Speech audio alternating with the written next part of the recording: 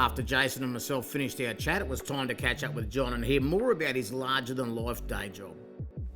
You know him as John, or Mandy's other half, or you might know him as the lucky bloke that won the Club 4x4 insurance competition to come away on a trip with What's Up Down Under.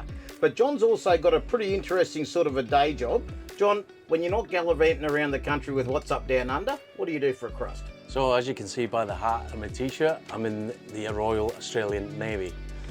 I've been in that Navy for the last 12 years, and prior to that I was in the Royal Navy for 22 and a half years.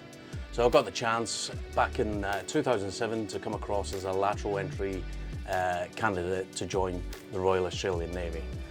I took the chance up and away I went, came across, did all the entry examinations. So once you've got through your U session and having submitted your application documents, you'll be invited to an assessment session where you'll have a medical assessment, a psychological interview and an ADF interview, just to make sure you're the right person for the job.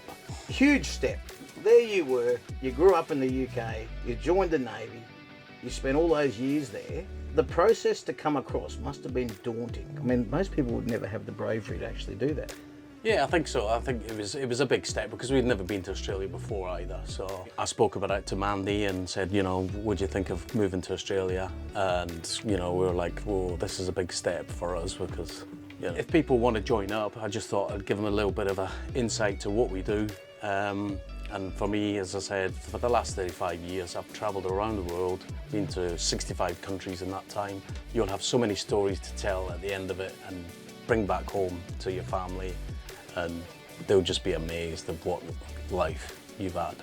And clearly, because you're here, you still get the opportunity to travel Australia when you're on leave as well. Exactly. Talk about the best of both worlds. I feel like singing in the Navy. You know the words? Yeah.